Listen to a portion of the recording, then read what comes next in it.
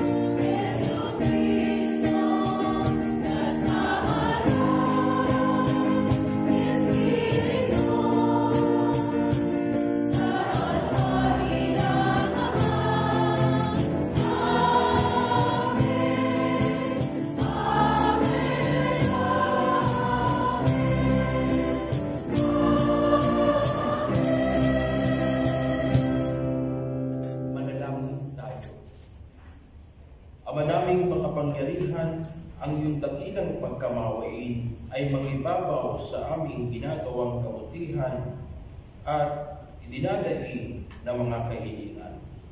Ang kagandahang loob mo sa amin ay gawin mong mag-umapaw upang ang kasalanang ipinangangambang ihingi ng kapatawaran ng puti naming takot na ikaw ay lapitan ay iyong patawarin ng lubusan, at ang pinag-aalangan naming hilingin sa pagdarasal ay iyong pagbigyan aming makamtan. Sa pamagitan ni Hesus Kristo, kasama ng Espiritu Santo, magpasa walang hanggan. Amen.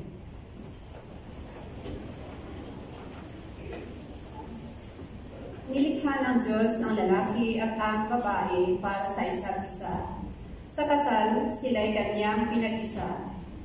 Sa Ebanghelyo, binibigyang diin ni Jesus ang kalooban ito ng Diyos sa pagbabawal sa diborsyo.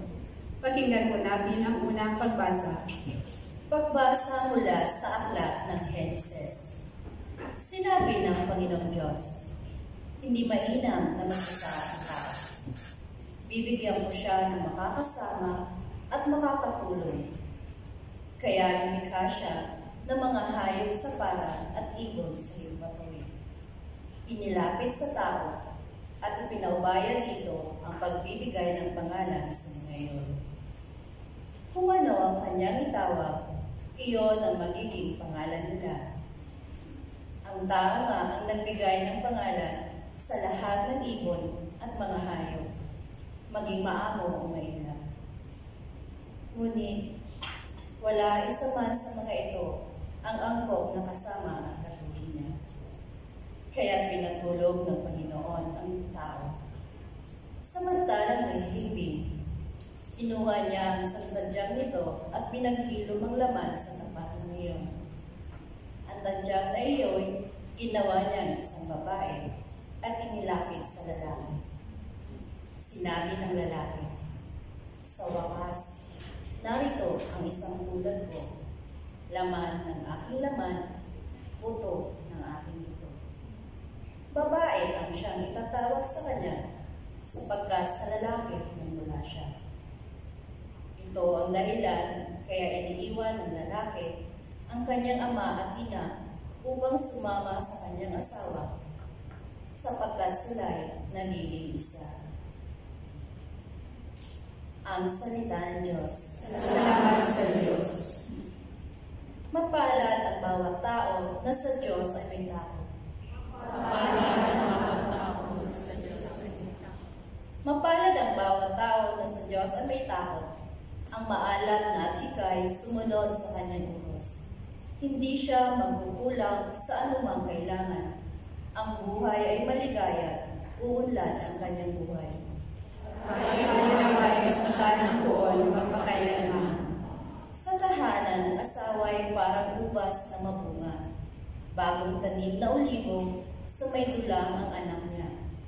Tayo naway kasasan ng buol magpakailanman. Ang sinuman kung ang Diyos buong pusong susuli. Buhay niya ay uunlad at laging pagpapalain. Mula sa Siyon, pagpapala nawa ng Diyos ay tanggapin at makita habang buhay pag-unlad ng Jerusalem. Tayo naway kasasan ng buol magpakailanman. Ang magiging iyong ako, nawa ikay ay abutin. Naway maging mapayapa itong bayan ng Israel. Tayo naway kasasan ng buol magpakailanman.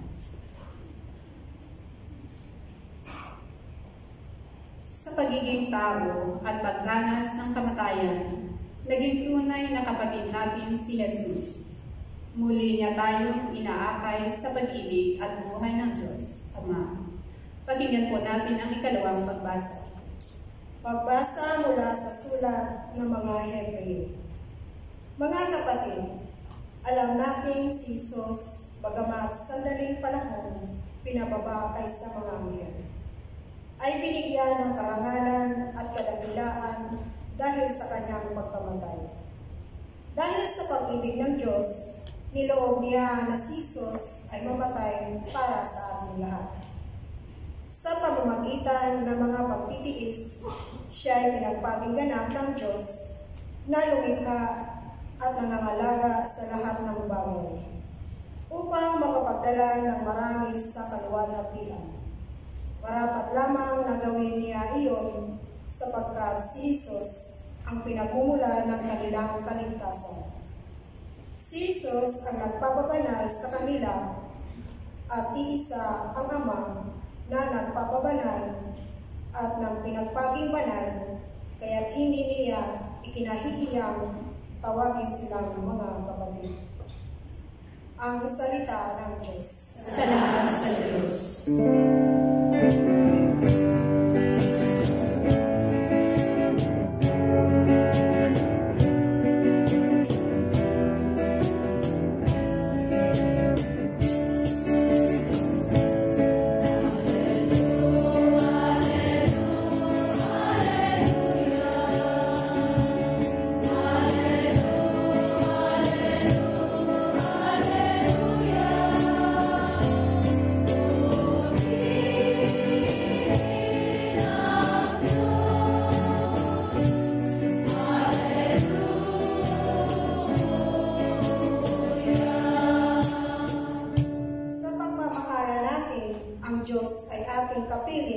Pag-ibig niya ay lulubusin.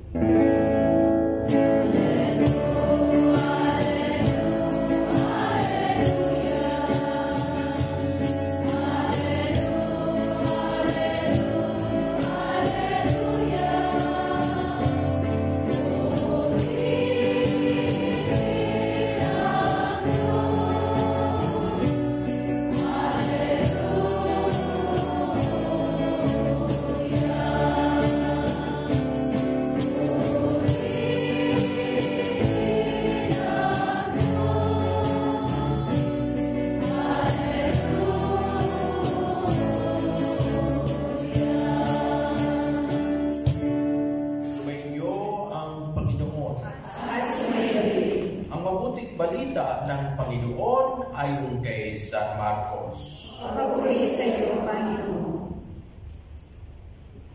Noong panahong iyon, may mga Pariseyong lumapit kay Jesus.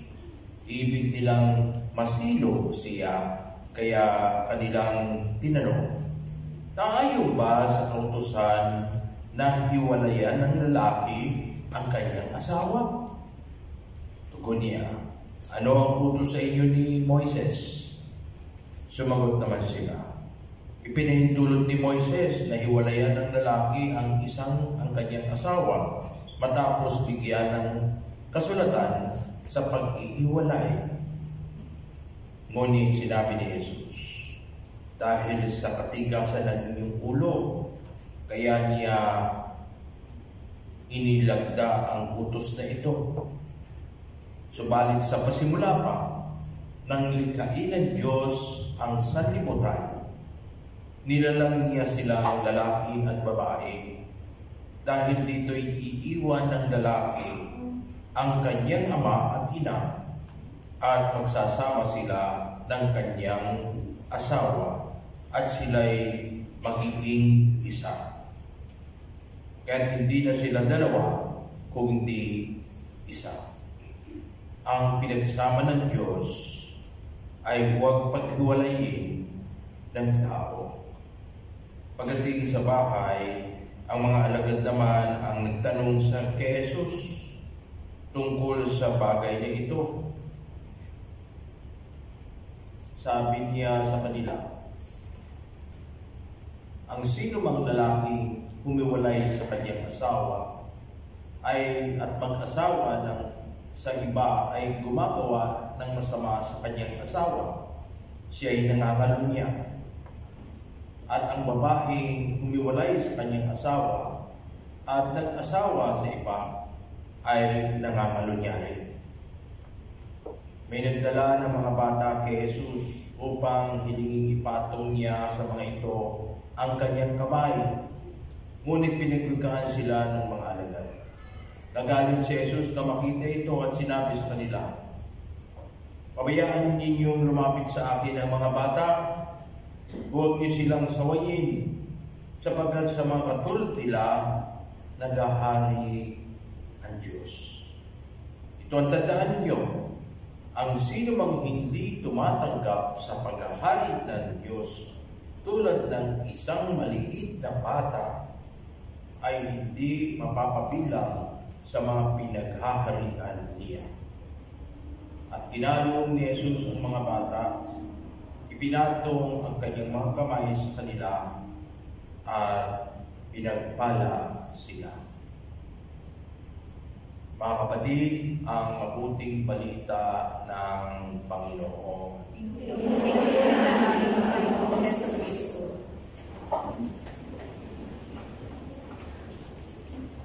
Narinig niyo ba ang Ebanghelyo ngayon?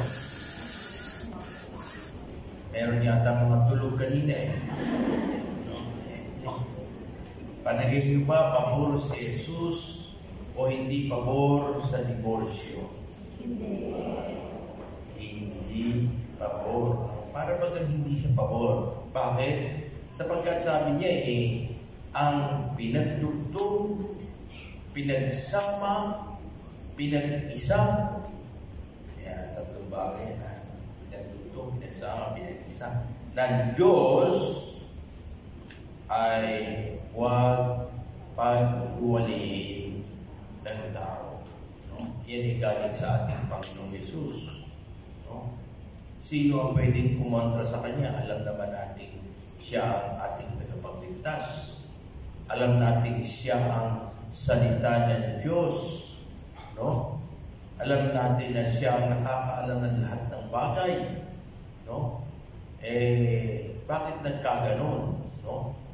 Na maraming nagsasabi pa rin na bakit hindi pinapayagan ang diborsyo?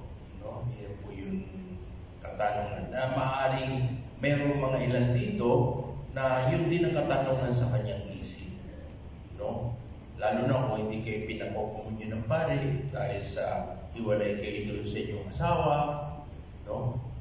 Pero sa akin, sinasabi ko nga, sa akin, okay yun. Walang problema yun. Anyway, pag tinitignan natin yung punto na yun ng ating Panginoong Jesus, no? Sapagkat yung kasal ay sakramento ng simbahan. No? Ano niya dyan lagi ang Diyos sa sakramento ng simbahan? Ang kailangan lamang sa kasal ay ang tinatawag na anong kailangan sa kasal? Mga tulog na naman. Pagmamahal ng dalawang tao. Ha? Sabi niya, parehong lalaki, pwede ba yun? Pagmamahal ng isang babae at isang lalaki. No? Bakit hindi pwede yung dalawang lalaki? No? Kasi hindi sila nilikha para sa isang isa. No? Sasabi, may mga bakla di ba? No? Yung mga bakla, ang gusto nila, mga lalaki. Di ba? Pero yung mga lalaki, ang gusto nila ay mga babae. Paano magkakaali yun? No? Pwede mag-best friend siguro silang dalawa. No? Pwede mag-best friend siguro, pero hindi mangyayari talaga yun. Kasi hindi tugma. Di ba? Katulad ng isang lesbian. Ano ba yung lesbian? Yun na nga yun. Okay, so ano ang gusto ng lesbian? Babae. Anong gusto ng babae? Lalaki. Hindi natutugma, hindi ba? Ha? So wala talaga yung sinasabi. Kasi tinatawag na hindi basta pagmamahal, kundi tinatawag na true love. Totoong pagmamahal. Totoong pagmamahal. No? At yung binabatayan nito ng ating Panginoong Jesus ay yung Genesis na binasa kanina. No? Nang likhain ng tao, nang nilikha ng tao si Adan, pero wala pang babae. No? Kaya tumatabi sa kanya yung kabayo. No?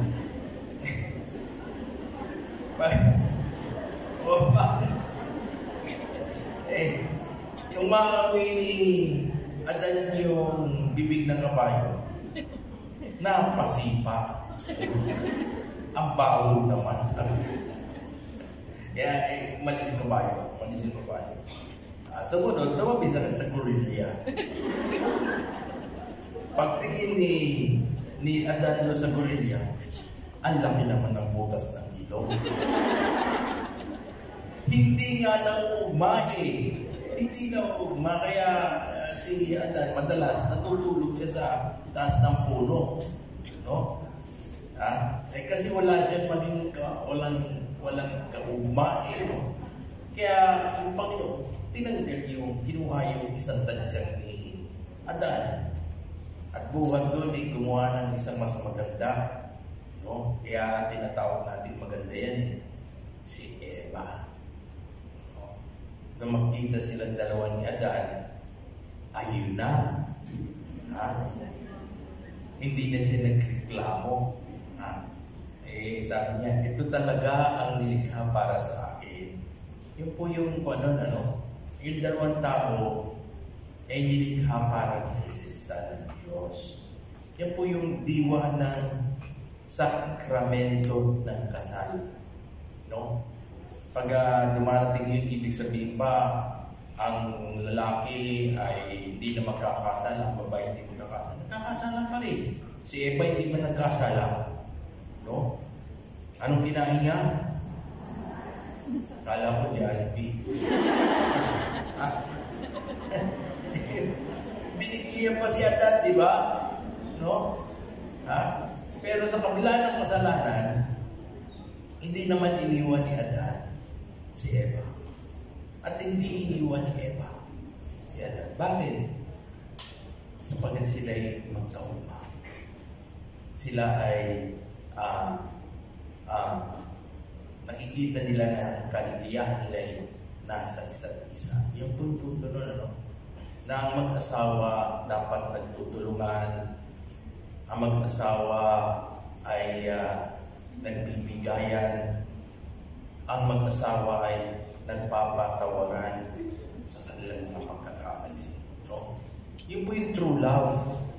No? Hindi pwedeng itong true love talagang nagsasakripisyo ng sarili para sa mahal niya. Itong true love ay nagpapatawad kung nagkakamali. Itong true love ay uunahin muna yung kapatner niya bago ang kanya sarili. Ito po yung true love, no? Hindi nagkamali lang, nagkasala lang, no? Papalitan mo na, no? Kaya ang question kasi yung sakramento ng kasal, no? Sino ba ang nagpre-preside?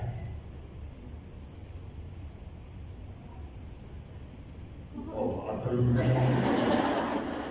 Di pa yata nakasal.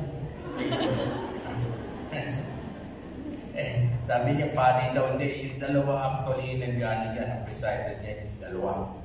Yung ikinakasal. Yung pari ang prime witness. No? At siya rin yung representative ng ating Panginoon. No? Siya yung,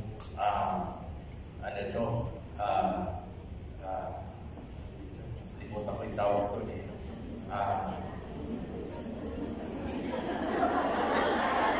Yun na nga kawawa ng ating Panginoong Jesus. No, bakit kamukha lang, no? Bakit? Sapagkat hindi niya nakikita ang puso ng individual. Pwede siyang magkamali, di ba? No? Kasi dapat ikakasal niyo yung may nagmamahalan. Kung wala yung pagmamahal, tapos kinasal niya, ano mangyayari doon? Ano ba yung dahilan bakit nagpakasal? Dahil gusto magkaroon ng permanent visa siya? O sapagkat mayaman pala kahit matanda? O ang cute-cute parang si, Kokoy.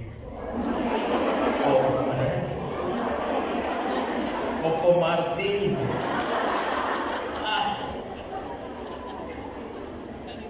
makalaman, makasarili,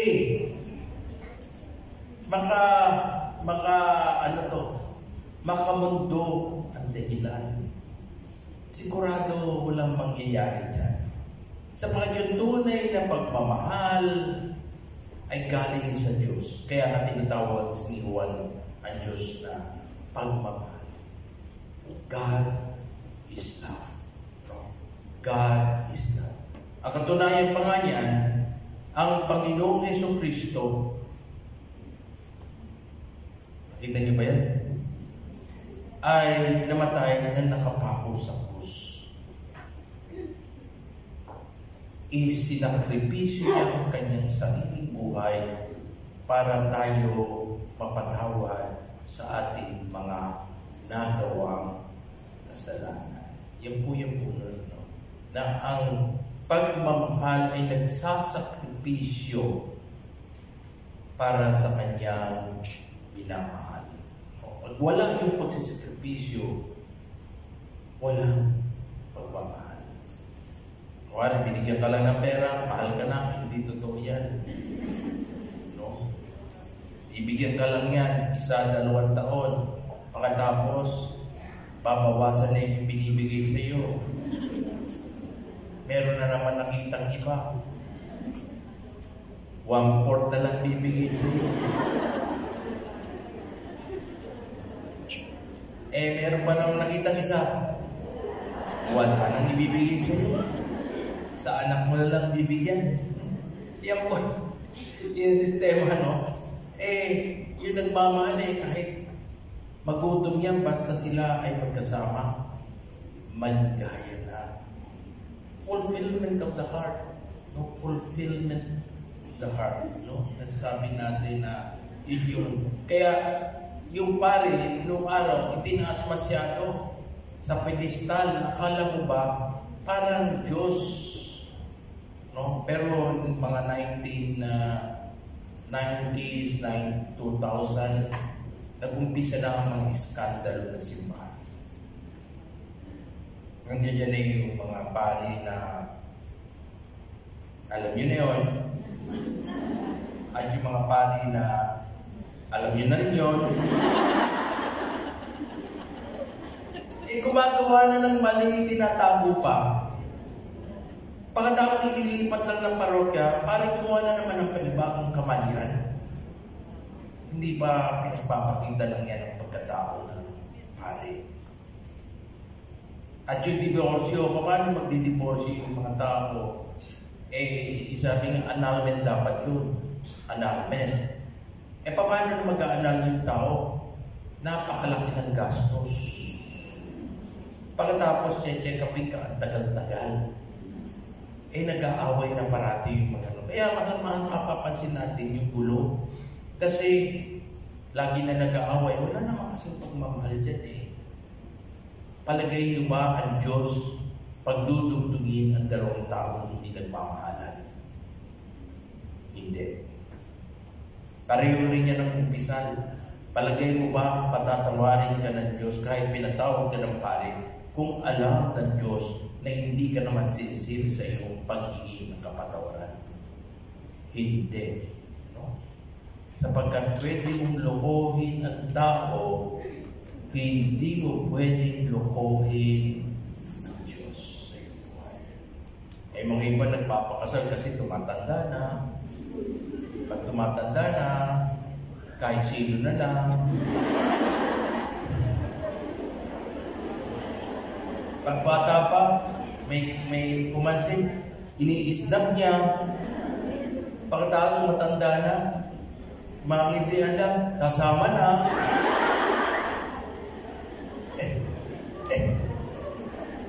Wala namang masama doon sa nag-iisa. Maaaring niloob ng Diyos na ikaw ay hindi magkaroon ng kaparis para maibigay mo yung buong buhay mo sa pagsisilbi sa simbahan, sa kaharian ng Diyos.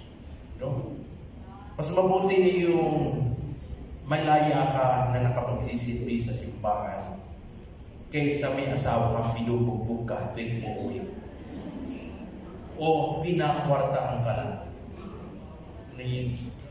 mas mabuti na yung nagmamahal ka ng malaya kaysa akala mo mahal ka, yung pala ginagamit ka lang. Yan po yung problema. Kaya nga sabi ng Panginoon, walang makapapasok sa kaharian ng Diyos kung siya ay hindi tumatanggap sa kaharian ng Diyos na tulad ng isang bata. Sapagkat titingnan natin ang ating mga sarili. Tayo ba ay malalaki na? Pero pag tinignan natin ang pag-iisip natin, malabo pa rin ang pag-iisip natin. Pagka inuunan natin ang sarili natin preferences o desires. Ang salita ng Diyos hindi natin binibigyang halaga. Sabi nga ng Panginoon, ibinigay ni Moises yung pagdidiborsyo kasi ang titigas ng ulo. Matitigas ang ulo. Hawakan ng ulo. Matigas pa rin. Palambutin sa pamagitan ng salita ng Diyos.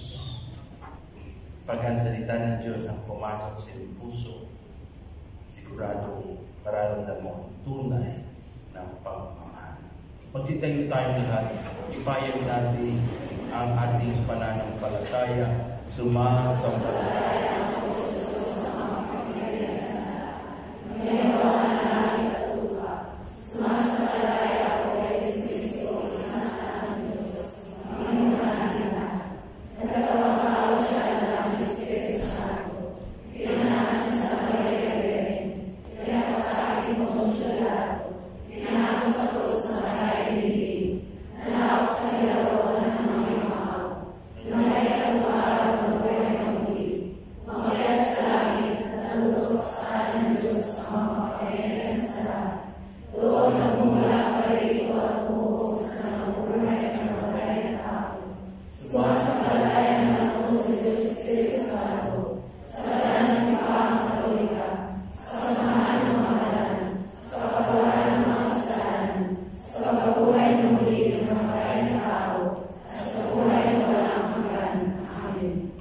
Sa pag-ibig, tayo hindi likha ng Ama. Sa parehong pag-ibig, tayo ay pinagbubuklod. Dumulog tayo sa kaniyang mapagpalang pag-ibig na hindi nagmamali. Ang ating itutugungan sa bawat panalangin, Panginoon, dinggin mo kami. Panginoon, dinggin mo kami. Para sa mga pastor ng simbahan, maging buhay na tanda nawa sila ng dakilang pag-ibig ng Diyos sa harap ng mundong puno ng puot. Manalangin tayo. Panginoon, dinggin mo kami. Para sa mga pinuno ng ating bayan, pag-ibig nawa ang manahig sa kanilang mga puso upang makapaglingkod sila ng matiwasay. Manalangin tayo. Panginoon, dinggin mo kami. Para sa mga mag-asawa at kanilang pamilya, maging lunduyan nawa ng kanilang relasyon ang Diyos upang sa mga pagkakataon ng hidwaan, matanto nilang sila ay dapat maging tanda ng pag-ibig ng Diyos sa mundo. Manalangin tayo. Panginoon, dinggin mo kami. Para sa mga may sakit at may matinding pangangailangan, talingain nawa sila ng pag-ibig ng Diyos sa pamamagitan ng mga taong may malasakit at pagdamay sa kanilang kapighatian. Manalangin tayo. Panginoon, dinggin mo kami. Para sa mga yumaho, madama nawa nila ang pag-ibig ng Diyos sa kanilang piling sa langit. Manalangin tayo. Panginoon, dinggin mo kami. Sa ilang sandali ng katahimikan, itaas natin sa Diyos ang ating pansariling kahilingan, gayon din ang mga taong lubos na nangangailangan ng ating panalangin.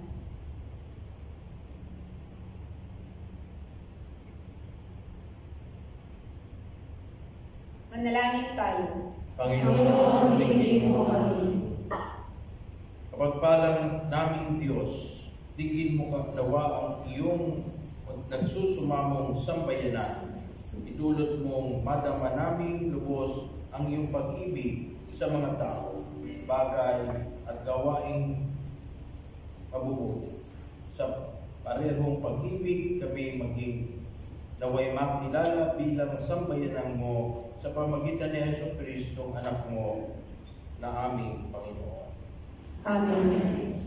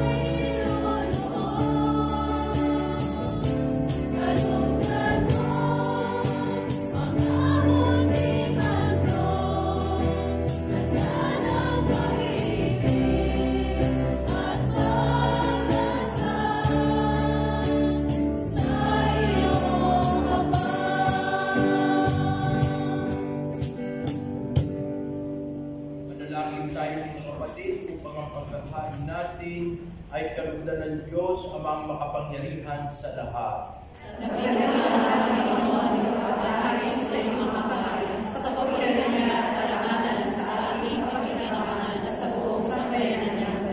Amanaming lumikha, tanggapin mo ang paghahain ng mga alay na iyong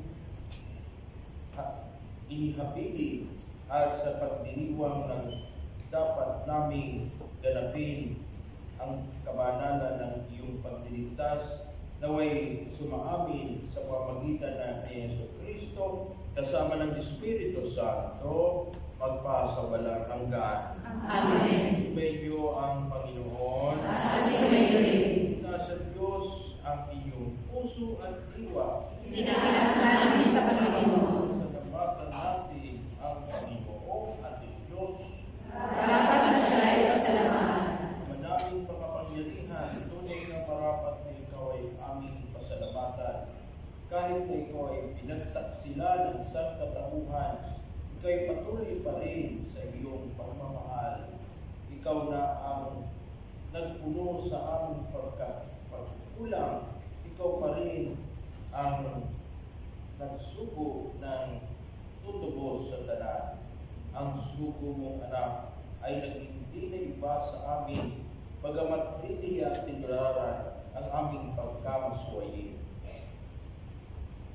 Niloob mo ito upang iyong mamalas sa aming pagkatao ang hinul mong anak at kami tunghayan mo ng may pag-ibig na tulad ng pagkatangi mo sa Kanya ng higit sa lahat.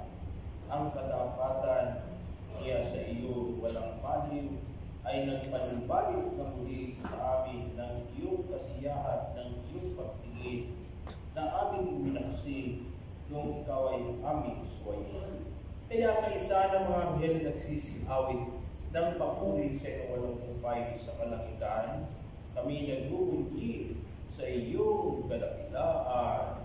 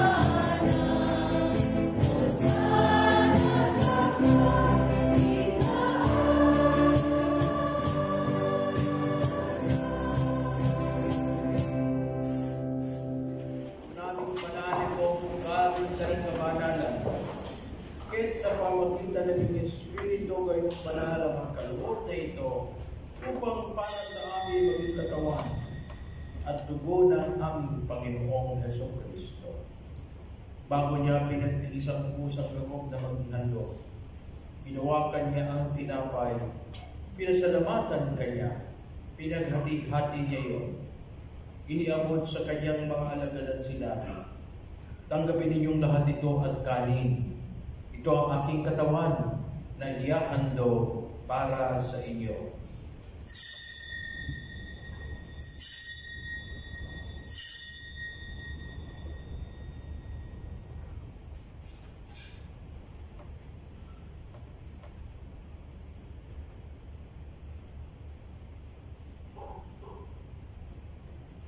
Gayon din naman ang matapos ang hapunan, hinawakan niya ang kalis. Muli kanyang pinasalamatan. Iniabot niya ang kalis sa kanyang mga alagad at sinabi, "Tanggapin ninyong lahat ito at inumin. Ito ang kalis ng aking dugo, ng bago at walang hanggang tipan. Ang aking dugo na ibubuhos para sa inyo at para sa lahat, sa ikapagpapatawad ng mga kasalanan. Gawin niyo ito sa pag-alala sa akin."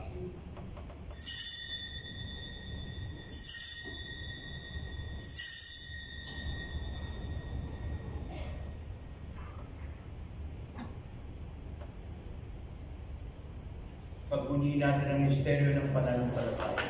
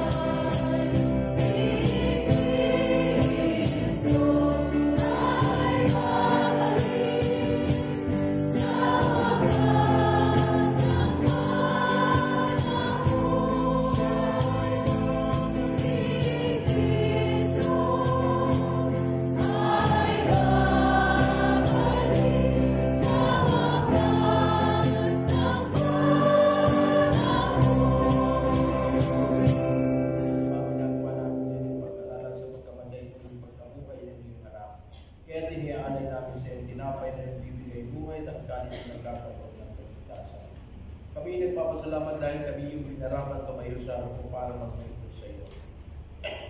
Isinasamo namin kami magsasalo-salo sa katawan ng dugo ni Kristo ipangungkol sa pagkakaisa sa pamamagitan ng Espiritu Santo. Malikapin mong isimba ang laganap sa buong daigdig. Puspusin mo kami sa pag-ibig kay San Francisco na aming Papa at Esteban na aming kubismo ng tanan kapalikan. Alalahanin mo rin mga kapatid namin mong kulay na may pag-asang sila'y muling mabubuhay, gayon din ang lahat ng mga pumaraw. Kawan mo sila at patuloy sa iyong kaliwanagan. Kawan mo kung dapating kami lahat na makasalo sa iyong buhay na walang wakas, kaysa ng mahal na Birhen Maria na ina ng Diyos, ni San Jose na kanyang asawa,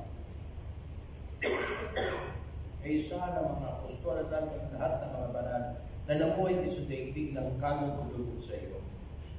Maipagdiwang nawa namin ang pagpupuri sa ikararangan mo sa pamagitan ng iyong anak naming Panginoong Hesus Kristo. Sa pamamagitan ni Kristo, kasama niya at sa Kanya, ang lahat ng parangal at papuri ay sa iyo, Diyos Amang makapangyarihan, kasama ng Espiritu Santo, magpasawalang hanggan.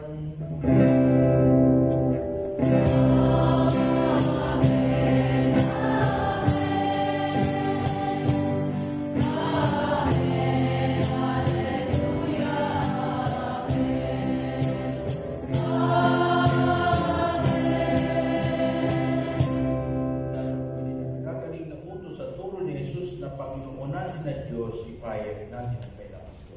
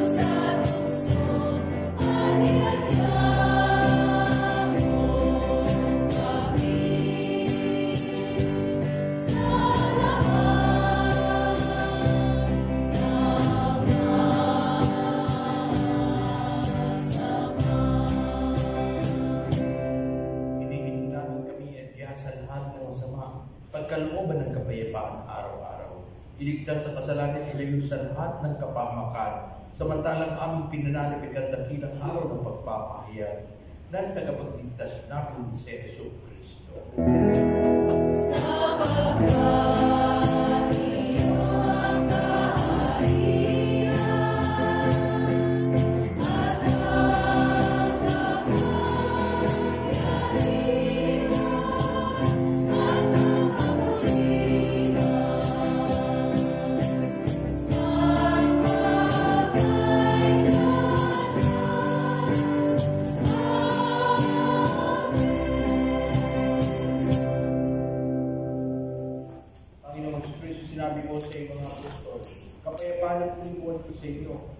kapayapaan ang ibinibigay ko sa inyo.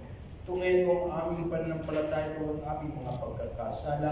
Pagkalooban mo kaming kapayapaan at pagkakaisa ayon sa iyong kalooban, kasama ng Espiritu Santo, magpasa walang hanggan.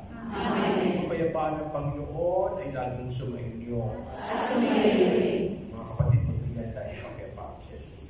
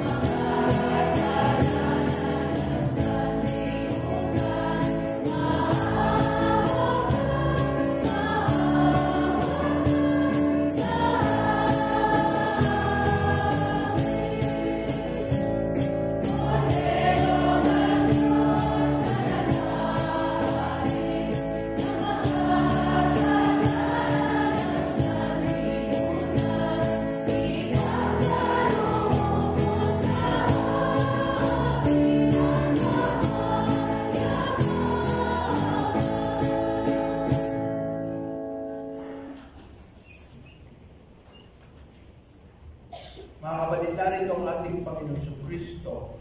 Siya ang Kordero ng Diyos. Siya nag-aalis ng mga kasalanan ng sanlibutan. Mapapalad tayong tinatawag na hanggang sa kanyang piging.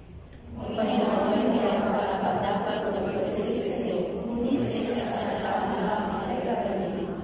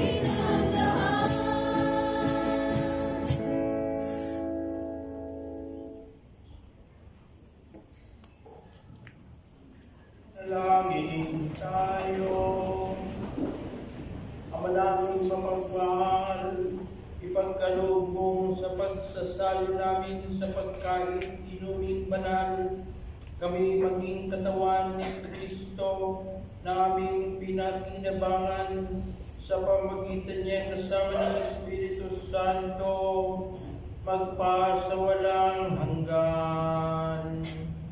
Amen.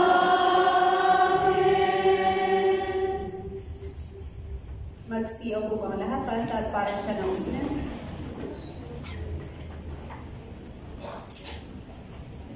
First, a novena prayer for the feast of Christ the King will be held today at 5:15 p.m. in the church. All are welcome. Second, the Legion of Mary has organized an expansion campaign during October. Those who have interest to explore, please visit the expansion booth besides Bamboo House. And last, the new English Catechism class for adults will commence on 8th of October. For details, please pick up a promotion card at the church entrance. Thank you. Please, magsitayo po ang lahat.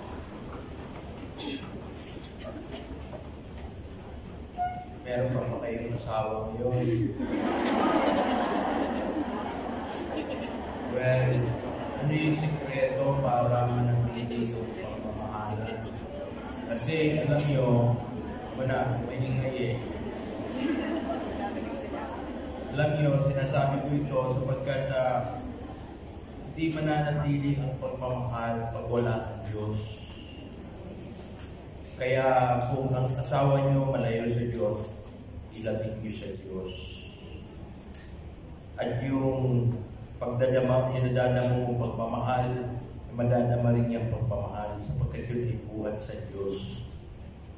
At yung magiging bunga nyo ay tatanggap din ng pagmamahal ng Diyos. Kaya yun yung magiging pundasyon ng inyong pamilya. Pagka pera yung pinagbabatayan, ang tatay, 1,500. Ang nanay, mukhang 1,000. Ang mga anak, pareha lang. Kaya, walang mangyayari. No? Kaya, sasabi ko lang ito, para makita nyo bakit hindi nag-work out ang maraming marriage life sapagkat malayo sa kanila ang Diyos. Sumayin niyo ang Panginoon. Magsipo kayo at manalangin ang biyaya ng Diyos. May the blessing of the Lord be upon you. The blessing of the Father and the Son. And may the Spirit of God, the Spirit of love, be with you all your days. At pagpalain kayo ng makapangyarihan, Diyos Ama, at Anak, at Espiritu Santo. Amen. Gusto po ang ating misa, may kain tayo sa kayamaan at pag-ibig ni Kristo.